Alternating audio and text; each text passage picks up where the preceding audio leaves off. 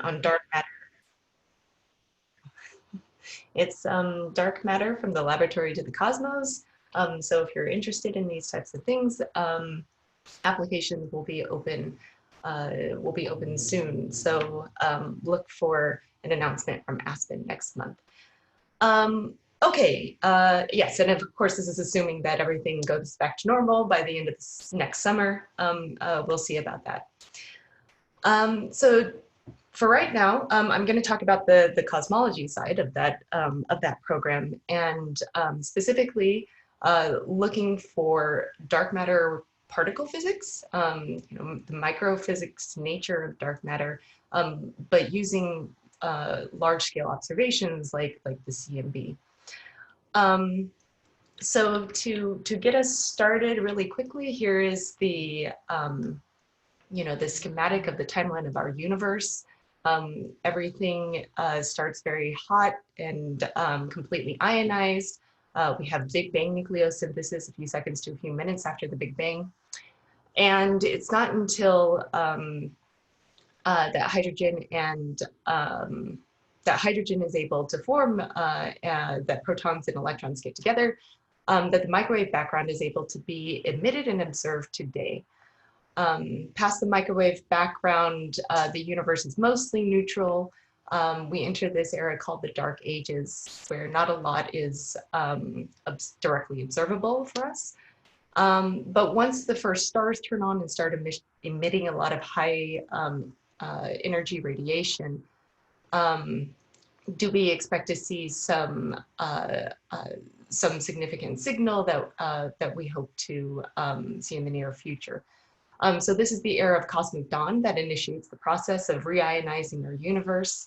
And then, of course, we can look at the structure of galaxies today. And so this is all to emphasize the importance of dark matter and the role that it plays in forming structures in our universe. And some of the most robust information that we have about dark matter comes from the cosmic microwave background radiation. So let me begin there. The Planck satellite has observed the CMB Anisotropies. This is the radiation temperature fluctuations against some very smooth 2.7 Kelvin that the CMB temperature bath is today. And so all this structure here you can see are tiny fluctuations about that 2.7 Kelvin. And all of this structure is giving us information about what was happening in the early universe at the time of recombination. And you also have information in the polarization of these photons. So the power spectrum that we have is a good way to quantify this map. And here is the temperature power spectrum, the polarization power spectrum. And this underlying curve is the standard cosmological model called lambda CDM. And in lambda CDM, you assume that dark matter is essentially cold and collisionless, so there's no other interactions. Its only purpose is to cluster as matter is expected to cluster. It has to be distinct from the normal baryons in the universe. And by baryons, I mean protons, heliums, nuclei, and electrons. And it has to be about 6 times more abundant than ordinary matter. So it is the component of our universe that is driving the formation of gravitational potential wells for matter to cluster and fall into and eventually form galaxies. So the thing to note here, if you're not very familiar with CMB power spectra, we usually cast these power spectra in terms of multipole. Just keep in mind that a larger multipole means a smaller angular scale on the sky. So the higher the multipole we go, the better resolution the specific telescope has. Okay, so this idea that dark matter is effectively collisionless and that it has this very specific abundance has led particle physicists to theorize a very, actually rather well-motivated dark matter candidate in terms of what its actual particle nature is. And this is called the WIMP, or the weakly interacting massive particle. And so the idea here behind the particle physics experiments is how can we see dark matter interacting with standard model particles.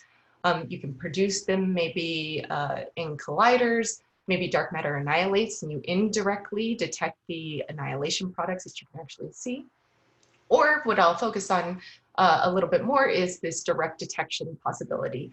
If you have dark matter that can scatter on a standard model particle like an atomic nuclei, and then you can see that in your detector. So the idea is this. Here's a depiction of our Milky Way, and we are rotating in our Milky Way. At the same time, the Milky Way is enveloped in a much larger dark matter halo, right? So dark matter is responsible for gravitational potential wells of galaxies, and so we live in a much larger dark matter halo. So there's a lot of dark matter particles that are surrounding us. And in our frame, it looks like there's something, say this WIMP wind that's coming towards us. And we can imagine building large detectors that have gained an incredible amount of sensitivity.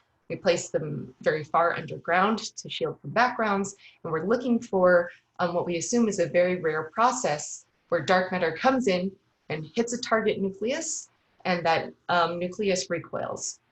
And the readout of that recoil is the observation that direct detection experimentalists are looking for. So the expected rate at which this is supposed to happen depends on a variety of aspects. It depends on astrophysics. What is the property of dark matter within our halo? It depends on the particle physics. What are you assuming about this interaction that dark matter is supposed to have with normal matter? And it depends on experimental parameters, such as what sort of target nucleus do you have? What is your readout threshold for detecting this recoil? Okay. So there are various ways of parameterizing the types of interactions that dark matter can have with ordinary matter. But instead of listing every possible theory, it's nice to work in terms of distilled quantities, where you're just looking at the most basic physics that you need that can map to more complete theories, say. So this, in the context of direct detection theory, goes by the name of non-relativistic EFT, effective field theory. And these authors have worked to create this effective field theory using a very small number of observables. So the things that matter in a dark matter scattering process with nucleons are the spins of the particles, which are just set by any particular theory you're thinking about. But it depends on the momentum transfer of the scattering process, as well as the relative velocity of the particles. This is where we get some energy or velocity dependence in our expected cross-section or our expected rate of scattering. And the nice thing about this whole endeavor is that you can parameterize various different models as just a power counting exercise of these different velocity dependencies, right? So the most basic interaction that you can think of, which is what the direct detection experiments usually use, is called spin-independent scattering. It's no spin dependence, no velocity dependence, and this is what we usually use to cast direct detection limits. And so here you can see some of the state-of-the-art experiments, the cross-section, dark matter nucleon cross-section in centimeters squared here, and the dark matter mass in GeV. And if you're not used to thinking about particle physics units, 1 GeV is about the proton mass. All of these experiments have incredible sensitivity. They're getting down to cross sections. This is 10 to the minus 46 centimeters squared. This is very low. but you can see already a little bit of an interesting feature of all of these experiments is that there's some sort of mass threshold that they suffer from. This is because we're dealing with dark matter that is contained and bound within our Milky Way halo. And so it's only going to have so much kinetic energy. And because our detectors are only so sensitive, our readouts are only so sensitive, there's effectively a mass cutoff. And also something that people usually don't talk about, because we usually think of dark matter that's very weakly interacting, is that if you crank up this cross-section, you can imagine having dark matter that interacts very strongly with the standard model. And if that occurs, then you have interactions of the dark matter through the atmosphere in the crust of the Earth. And so you lose sensitivity, these experiments lose sensitivity if the dark matter is not even expected to make it to the, I apologize, to the detector in the first place. So we can search for this exact same type of physics that direct detection is searching for using cosmological observables. And so in our WIMP search, what we can do instead of looking for direct detection or indirect detection in these standard ways, we can look for, in the case of scattering, momentum transfer, or if you like to think about annihilation, this is energy injection into the intergalactic medium at late times, which affects what the CMB should look like as it propagates to us. So I will focus on this idea of momentum transfer, and let me just give a very heuristic picture of the of what's going on in the early universe, so we can understand what happens when we turn on their interactions. So if we have, say, dark matter that's clustered here and here, we have our baryons that are in purple that are wanting to infall into these potential wells that are made. But before recombination, we have this radiation that also exists that the baryons are tightly coupled to. And so this radiation pressure wants to push the baryons out of the wells. And so you can imagine having this system of dark matter potential wells on various scales. And the process of falling in and out of potential wells is just the Fourier space description of what's happening in the early universe. So once recombination happens, this picture kind of freezes at a certain time, and whatever the baryons, the photons were doing, gets imprinted on the CMB. So we can ask now, how does this picture change when you introduce non-gravitational interactions between dark matter and baryons? And the idea here is that when you start coupling these two different fluids in the early universe, you create a drag force between the baryons and the dark matter.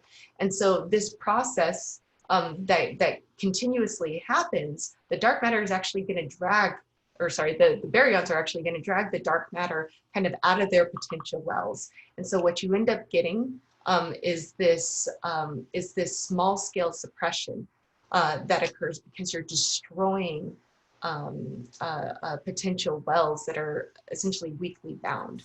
So the smaller the dark matter clustering, smaller the dark matter well, the more suppression you get.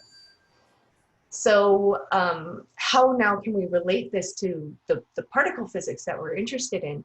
Well, all of the models that I showed you, or the EFT formalism, essentially, that I showed you, all the dependence that you can distill various models, all the velocity dependence of those models, you can essentially wrap up into the velocity dependence to some power of the total cross-section between dark matter and baryons. And so depending on what this power is, it relates to different specific models. You can have this power be positive and negative.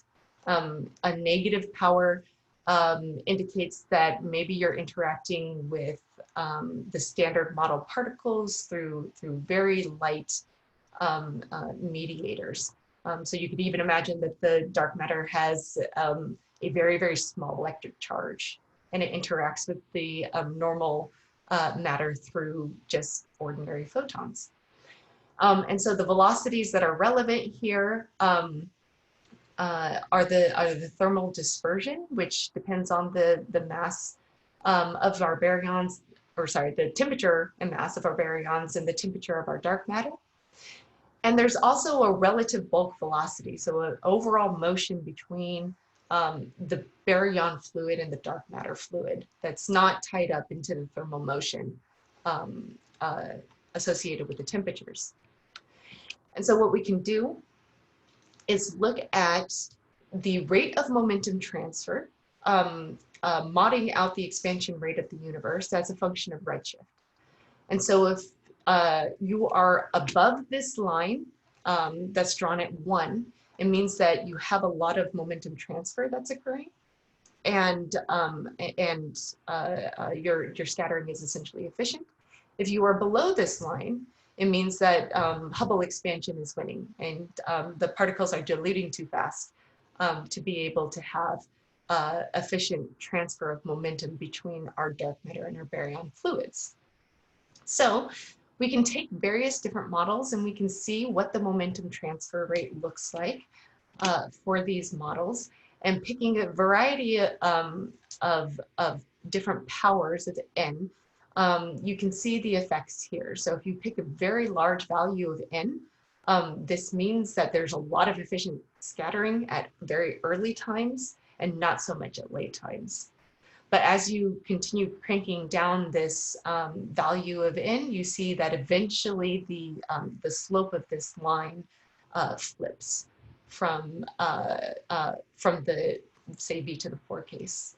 Okay, and all of these lines, I'm kind of showing you the result, but not in a very conventional way. All these lines are set at their 95% confidence limit, confidence level upper limit, found from fitting to Planck data. Okay, so in a much more particle conventional sense, here is the result of our CMB analyses. So here I'm showing you what I consider the easy case, where you have velocities that scale with some non-negative power. And the nice thing here is that all these models are sort of in the category of having a lot of interactions at early times and less so at late times. So this ends up just being easier to deal with. And everything above a given line for a given model is excluded by Planck data. Over here, I'm showing you a very specific case of n equals -4, just sort of compare the mass dependence of the constraint. This is very, very flat until you start getting near the proton mass, and this just looks much different from the cases over here for technical reasons that I'm happy to talk about later. But for right now, I want to kind of sort of close the book on the Planck analyses for the CMB, and move on to looking at what this has to say for the galaxies that exist today. Okay, so what we can do is look at our matter power spectrum that we get from these different models. And so these I listed in terms of their operators, but the models in red have no velocity dependence. The models in blue have some velocity squared dependence. So the matter power spectrum as a function of scale and inverse megaparsec looks like this. So we can imagine having, this is the case for lambda CDM. So we can imagine now turning on these interactions that are supposed to affect small scales more dominantly than large scales. So you can see when you start turning on interactions, there's this peel off from the lambda CDM prediction. If you are familiar with sort of the data that has been taken for the matter power spectrum, you can see that these models will be clearly ruled out. So if you're looking at a wave number of about 1 and a wave number about 1, these data follow pretty closely to what lambda CDM predicts. So now we can ask the question, oh, okay, let's go back to our picture of small scale suppression and the fact that this in the early universe destroys weakly bound structures that we tested with the CMB. Well, we can also now say, what does this do to the galaxies that are supposed to form from those structures? And so this is a simulation just showing the lack of structure that you get from a simulation if you destroy a small scale structure at very early times, right? So you can go out and test this with using Milky Way satellites. So these are dwarf galaxies that are orbiting our Milky Way within our Milky Way halo. And so there are a handful of satellites that have been discovered by SDSS, the Sloan Digital Sky Survey. There are also sort of our standard classic dwarf galaxies. There are more that have been discovered by the Dark Energy Survey. And we can use the very existence of these galaxies to say, well, we can't have suppressed structure too much. Okay. And since I'm running a little short on time, let me just give the picture of what's happening. So this is nice because it's showing different constraints as well. So here's the CMB analysis that I was showing you before, and here's the Milky Way satellites analysis. And to give you a little bit of context into what particle physics does, here's the direct detection blob. So normally this goes down way, way, way down here and limits dark matter cross sections at something like 10 to the minus 46. And here, this is an estimate for the dark matter ceiling, the sensitivity ceiling that I was talking about before. So this is using SDSS and the classical satellites that we observe. This is an updated constraint with the DES collaboration to use DES and Pan-STARRS. And so using the population of satellites, we're able to have an improvement of this limit. So let me also say that this is a very generic feature or a very generic analysis for any model that sort of has a cutoff to the matter power spectrum. So if you have a warm dark matter model or a fuzzy dark matter model, anything that gives the power suppression, you can imagine using that to constrain, using this Milky Way satellites to constrain your model. So in the last few minutes, let me just say that we also have a variety of different models as well. I was showing you a very specific case, but the velocity dependent ones have very interesting features in that they have large dark acoustic oscillations. And so those are a little bit more difficult to deal with. And I can tell you that procedure if you're interested, but I also want to leave time for questions. Let me just show you our preliminary results for these different models.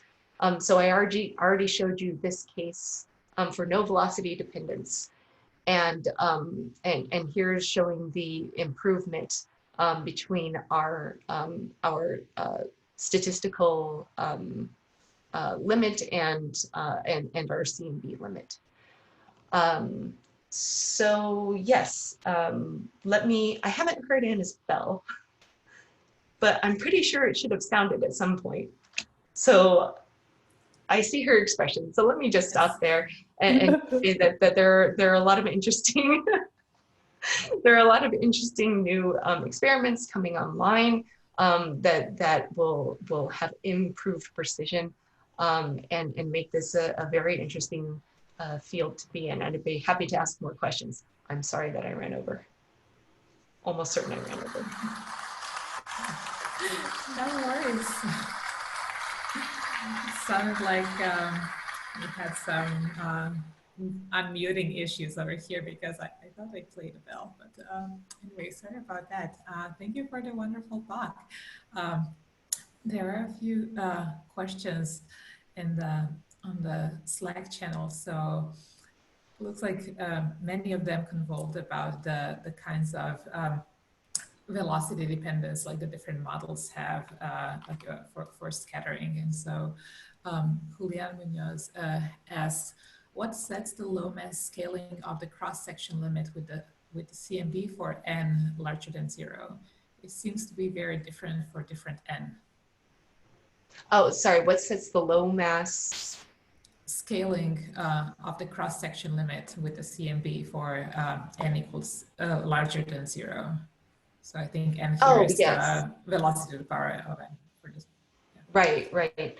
Yeah. So this is actually an interesting combination between the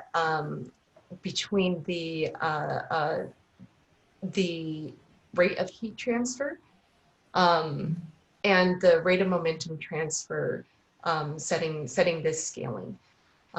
So if I just think about the rate of momentum transfer, I showed you that plot where I had different models that were all sort of the rates of momentum transfer were all kind of intersecting. It was that the one that I had a lot of different, I guess I could bring it up, but now yeah, I can pull it up.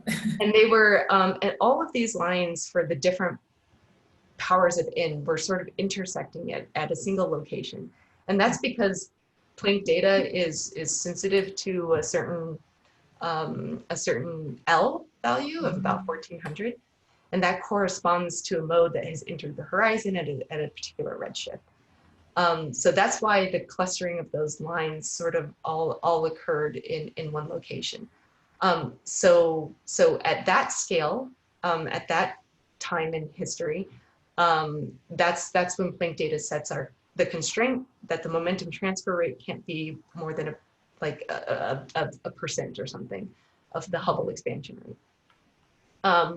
And so the mass dependence comes when you think about a particular model. So there's a mass dependence when you look at the momentum transfer rate, and it's just a matter of how you cast this constraint. Do you cast it as a fixed momentum transfer rate at a given value, a given redshift, or do you kind of break things apart and say, now I have two parameters, I have my mass and I have my cross section, and that's essentially what sets the mass dependence of the cross section. It's interesting, and maybe to sort of end up on a kind of very zoomed out question from Avi. How close are we to the limits on WIMPs ruling them out altogether as a viable model for dark matter? How close are we ruling them out at all as a viable model? Yeah. In terms of other constraints coming in and saying something, or in terms of their viability on a theoretical basis? Well, it used to be the case that the cross-section was related to weak interactions. So in that context, is it ruled out already? Oh, I see. So so this doesn't have to be a fundamental particle. You could imagine having a composite model that's going to give you a much larger interaction cross-section, because then it's related to its geometric size. So the original version of WIMPs is ruled out. That's what you're saying. I think there are some people who would argue that direct detection experiments haven't even probed all the regions of WIMP space that we would expect to see in actual WIMP. This is more interesting to say that we thought of the WIMP because of cosmology, because of the relic abundance and what we assumed about that. And we said, great, weak interaction can't have an effect on large scale structure. So therefore its cross section must be very, very small, weak scale, great. But if we actually look at the data and ask, okay, let's not think about thermal freeze out, let's get rid of that. But how much can the CMB tolerate as of right now? And it's at levels that is much, much greater than WIMP. right? So to say that cosmology is telling us that we need a WIMP is not correct. Well, it sounds like there is also a paradigm shift happening on with these ideas of what dark matter particle could be. So, Yeah, it's there are a lot of, I think there are a lot of assumptions, important assumptions that are made that make the picture very simple. And the WIMP idea was very compelling. It was nice in a lot of different ways. But yeah, we haven't seen anything yet. Well, thank you so much, Kim, for a really wonderful and informative talk. I learned a lot. So our second talk today, we have the pleasure of welcoming Dr. Marie Korsaga. Dr. Korsaga is an expert in some related work of thinking about how dark matter distributions around galaxies inform our observations of them. She did her PhD jointly between the University of Cape Town and University in Aix-en-Marseille. And her research, her present research is at the IAU Office of Development, and which is in Cape Town, South Africa. And she's been thinking about how astronomers and the astronomy community are contributing to working against, I was going to say contributing to the COVID-19 pandemic, but we're trying not to. We're trying to work against the COVID-19 pandemic. And I think it's a real privilege to have this talk today, because obviously this is a huge part of the world we're all living. And also because I think that I use my hours a day when I get to think about astronomy to escape from the reality of this pandemic. And I'm really grateful that there are people who are doing the opposite, like Dr. Korsaga, and you know, in tackling this problem that faces us all head on. So we're really grateful for your seminar today, and welcome. Thank you very much for having me here. So before I start, I would like to remind that today is a holiday in South Africa. So we are celebrating Heritage Day, which comes every 24th of September as a reminder of the national cultural diversity, and also as a chance to express national unity. So, yeah. So as already said, my name is Marie Korsaga, and I did my PhD in astrophysics, jointly between University of Cape Town in South Africa and Aix-Marseille University in France. So my research interest is on the distribution of dark matter in galaxies using Milky Way wavelength observation. But beside my research, I'm also, like Morgan said, I'm also interested on the development side of astronomy. So I'm currently working as a fellow at the Office of Astronomy for Development, OAD. So today I'm not going to talk about my scientific results, but rather some of the work that I am doing at the OAD. So I would like to mention that the OAD is a joint institution of the International Astronomical Union and the South African National Research Foundation, and with the missions of funding and coordinating projects that use astronomy as a tool to address issues related to sustainable development. And so besides its own activities, the office has since 2013 funded more than 160 projects around the world through the annual call for proposals. And in the fight against the pandemic, the OAD has so far funded more than 40 projects that use astronomy to help address some of the impact caused by COVID-19. So coming back to my talk, we already know that the medical science community is in the front line to fight against the coronavirus that has now infected more than 32 million people all over the world. So, however, it is important to mention that different activities were also conducted by scientists who are not directly involved in medical science in order to help defeat the coronavirus. So in this talk, I'm going to provide a synthesis of activities and role played by the astronomy community in the fight against the COVID-19 pandemic. And the presentation will be divided in 3 parts.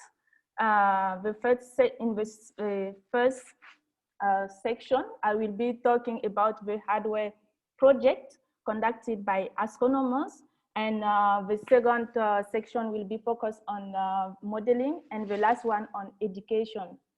So let's start with the hardware project.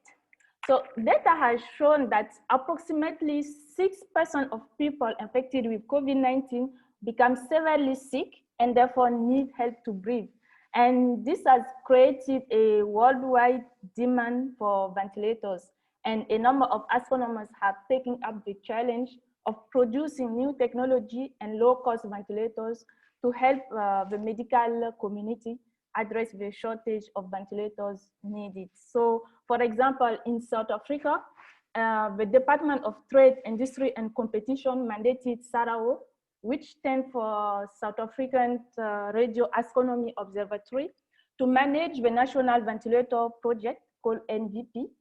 And so the MVP design is based on the experience that the SARAO team has gained in the development and construction of the Meerkat Radio Telescope, which is a precursor to SKA, the largest radio telescope in the world. So the aim is to help patients get oxygen by pumping air into their lungs with no invasive local ventilators. And this will help to treat the majority of hospitalized stricken cases in South Africa and also across sub-Saharan Africa. Also in France, the Laboratory of for Space Science and Astrophysical Instrumentation, LASIA, and the Paris Observatory have manufactured valves. These are connecting pieces to transform Decathlon diving mask into a respirator substitute for hospital, that you can see on the right-hand side image. So in Italy, Dr. Cristiano Galbiati, who is an expert on the search for dark matter particles, worked in collaboration with physicists, engineers around the world to develop a program a simple ventilator called the mechanical ventilator Milano. And that could be easily manufactured and run with just oxygen and electricity. So for the success of the project, they used their expertise in creating very complex systems with gases for particle physics. And so what's important with these ventilators, with this ventilator is its simplicity of its mechanical design, which allow for rapid production and obviously low cost. Also in Canada, Dr. Arthur MacDonald, who is a professor emeritus in physics and astronomy at Queen's University, worked in collaboration with other physicists around the world to design and manufacture ventilators that provide a controlled supply of oxygen and air to COVID-19 stricken patients. And also the design of the ventilator was derived from the collective expertise in the design of gas handling and electronic control system used in the search for dark matter. And so also, I think this is not the last one. Okay, in the US, the NASA used its personnel and technology to develop VITAL, which stands for Ventilator Intervention Technology Accessible Locally. And so the VITAL design is, the VITAL ventilator could assist patients who require breathing assistance. And also its design is simpler and faster to build than the conventional ventilator. And the last example is this one. So in Thailand, the National Astronomical Research Institute of Thailand, NARIT, is designing and developing ventilators to help face the severe shortage of ventilators in the country. And so the design of this ventilator is made using the high pressure airflow control system. So all this quick overview about the design of ventilators show that astronomers are deeply involved to assist the healthcare workers with medical devices. So other hardware projects have also been conducted by astronomers to assist the healthcare personnel and the population. So we have, for example, the NASA, who work in collaboration with other companies on a decontamination system called Ambustat. And so the system was developed 5 years ago and was initially used to distribute droplets of sterilizing fluid for rapid decontamination of ambulances and other vehicles. But the new version of the system can be used to disinfect surfaces as well as kill pathogens such as the coronavirus that are floating in the air. And in Tanzania, astronomy students from Meru University of Science and Technology have developed a solar power foot activated hand washing system that you can see in the right hand side image in order to help reduce the spread of the virus in the country. And so this is one of the COVID-19 projects that the OED has funded through its extraordinary call for COVID-19 related proposal that I mentioned at the beginning. So also in Australia, an astrophysicist and an engineer created a proximity detector to a device that gives out a warning when two people are closer to each other than the recommended safety limits. So let's now explore the second section, which about modeling. So it is important to know that many astronomers are using their computing resources to simulate the coronavirus in order to help understand the structure of the virus. So for example, in the US, researchers at the University of Utah in the Department of Physics and Astronomy created individual synthetic coronavirus particles without a genome in order to study the structure of the new coronavirus. So the idea of creating the virus without a genome is to make it incapable of infection or replication in order to figure out what makes the virus fall apart, what makes it stick, and what makes it die. And also we have the Charles W. Brown Planetarium at Ball State University, which is contributing in the fight against the coronavirus pandemic by volunteering its supercomputer to run Rosetta at home. And so this is a computing project for predicting the protein structure of the virus behind COVID-19 in order to help scientists understand the structure of the new coronavirus. And also in India, researchers at the Inter-University Center for Astronomy and Astrophysics developed a cell phone app to help detect and ensure rapid and proper treatment to comorbid COVID-19 patients.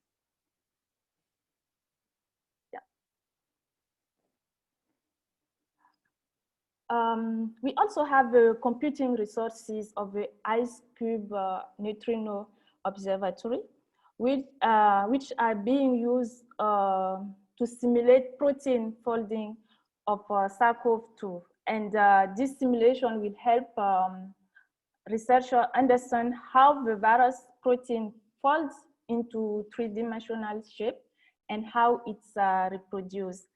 And we have the NASA Ames Research Center in California, which is using its supercomputer to crunch extremely complex and high volume of data to help advance the speed of scientific discovery in the fight to stop the coronavirus. And the computing can process huge number of calculations related to bioinformatics, epidemiology, molecular modeling, etc. And we have the UK Space Agency, and in collaboration with the international partnership, the European Space Agency,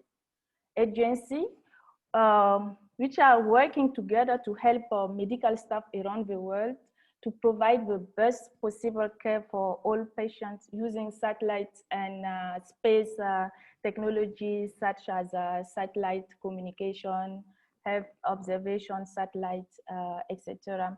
And so to finish, as many astronomers around the world are working with epidemiologists to model simulation of coronavirus. And so we have, for example, interesting studies published by Bruce Bassett, Vladimir Lyra, and Tal, Daddy and Tal. So you can have a look to these interesting work published.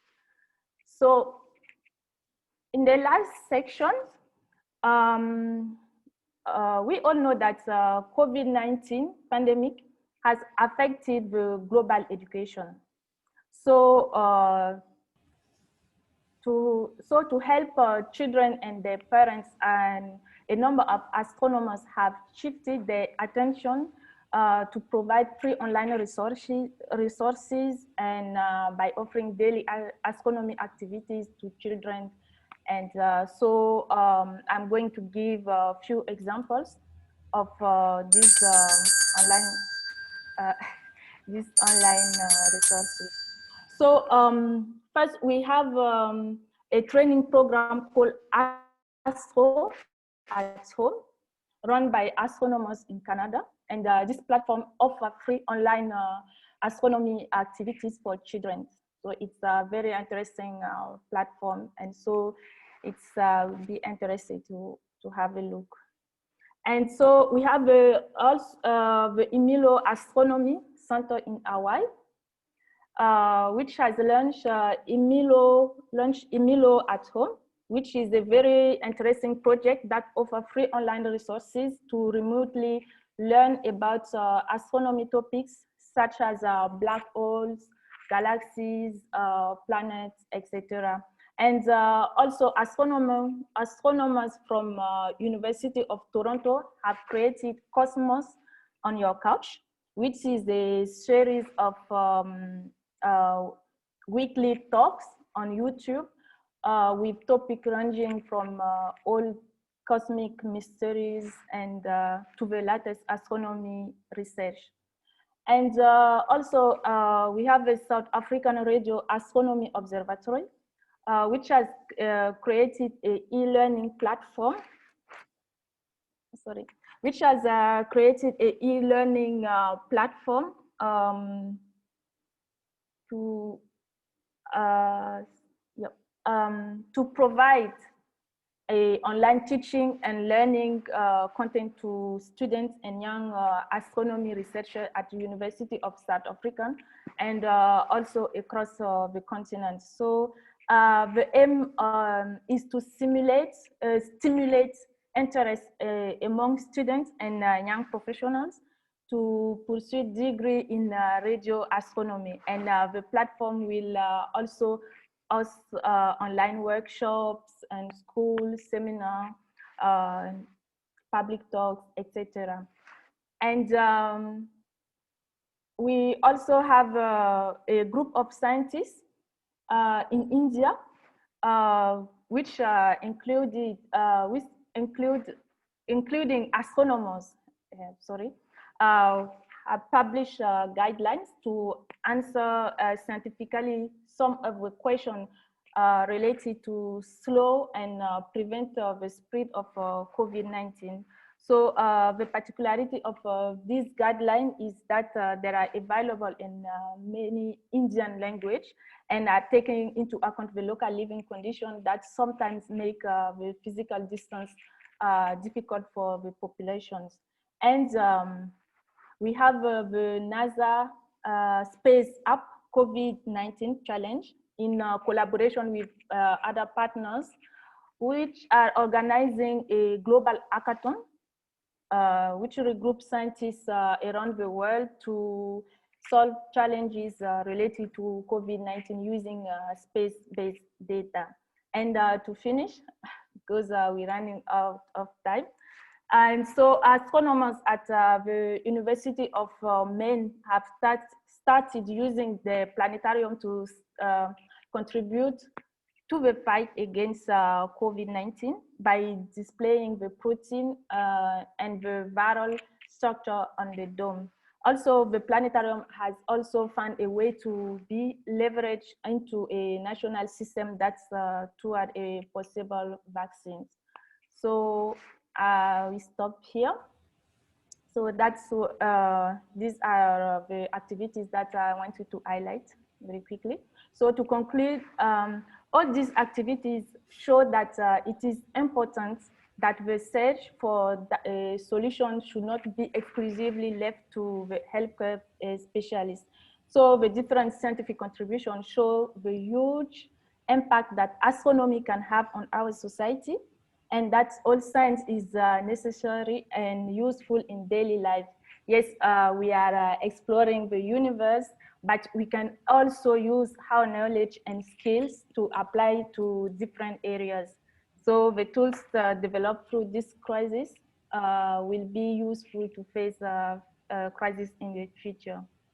And so for more information about the activities and about other work related to COVID-19, so please have a look on at the link, this link here. So thank you. Thank you so much for the wonderful talk. It's really nice to see how many of the efforts there are around the globe. So it really feels like the whole planet is united in this fight. Maybe just like a quick technical question. You mentioned there is a hackathon happening. Is this ongoing, or is it like set for specific dates that NASA is organizing it? Or maybe. Sorry? Oh, the hackathon that NASA is organizing, is it set on specific dates, or is it just ongoing? People wanted to join. I think it's still ongoing because there is many different dates related depending on the topics. So because it's a hackathon with different topics, so it's still ongoing. So I can you can also find the link of these activities on the maybe later you can post it in our Slack. We can ask you about it. Yeah, that would be very useful to get us engaged. So Morgan had a question of kind of how do we go forward as we enter this long-term phase of the pandemic? Where are the efforts most needed? Is it the hardware side or the modeling or what you talked about last about learning or providing materials? So where would you recommend us to join in, and which part of this pipeline? I think the pipeline is I think it's interesting, but I think as astronomers, I think the modeling side will be easier for us to do, because we don't need like to have funding to be granted to do these things. But when I was talking about ventilators, the design and things, you need to be granted, but you can, with the modeling side simulation, you can just apply the expertise that you're using to do research. Yeah. And is your office sort of the governing body that is coordinating all of these efforts? Sorry? I just wonder how, is your office keeping track of all of these efforts? Is that the best, like if we say, do we have a study, like how do we publish? How do we make, who do we make aware of it? Like, is it your office? Yeah, it's a part of what we're doing. Like I said, I am a fellow at OAD, or the Office of Astronomy for Development. And so how I target is like, we have different topics using astronomy to help, as a tool to help develop the society. So it's everything related to development and things. So doing this, it's a way to show that astronomy is not just doing research, but also we can also apply this the knowledge that we have on to different areas also to help. Like I learned so much. I had no idea for so many of those efforts, and that's really amazing to see these different fields coming together. Sort of another as a kind of future-looking question from Anna Rosen is, do you think such collaboration will continue on other things after this pandemic ends? Yes, I think it will continue because this has opened a new way to do research for academia. So in the future, I think scientists will collaborate. You don't, when I talk about, I'm talking about scientists like a huge, like physicists, engineers, astronomers, all these researchers can collaborate and then to work together because we can apply our skills on specific things. So I think it will continue because when you see in Africa, so you can see a huge collaboration between different countries, like to also, I can say, for example, when you take the Ghana, the University of Ghana, we working also together with other West African countries to also try to develop a vaccine. So all these collaboration, I think it's reinforcing the link between researchers. So I think it will continue after, even after that. And also we can see a strong link between the researchers and government now. So like in the example that I gave for the MVP, the ventilator design in South Africa, it was a program, it's a project mandated by the government, a project created by the government to give to astronomers to design a local ventilator. So this is something that's, okay, governments start trusting on the capacities of research of astronomers, so they can give them this kind of big projects. So I think it's, yeah, we have a link between researchers and governments going on. Okay, I think, okay, this is a really interesting question. So yes, we're running a little bit late, but I wanna hear your opinion on it. I think it's worth sharing with everyone. So Sonag was asked is, how receptive do you think people have been to the efforts of astronomers? Have there been criticisms that the models we use as astronomers are not necessarily applicable to epidemiology? Sorry, I didn't. Do you think people in general, like from other fields, like epidemiologists, do you think have they been receptive of the work done by astronomers in modeling, or do they think, was there more of a feeling that astronomers don't really know much about epidemiology? Yeah, but for this, okay, my opinion, I can say, yeah, some of the work, but there are important, some of the work also that people are taking into seriously, because I attended a seminar last week about a physicist who is working on what's called a search for dark matter, dark matter in South Africa, but is working, is doing modeling and simulation for the government. So, and then the government, the policies makers to take the decision about lockdown, if they're going to how the measures that they're going to take. And so they're taking into account the work that he's doing. So I think, yeah, there are some work that people are taking into serious when they want to take decisions and yeah. Well, that's extremely promising. So I guess I'll, thank you so much for sharing all of this work for us. And there are a few more questions and a Slack for both of our speakers. So please, yeah, hang out. And yeah, I would like to keep interacting with you. Okay, fine. It's a really pleasure. Yeah, no, thank you. Thank you for being with us here today. And especially like you're also dealing with the time difference and all of it.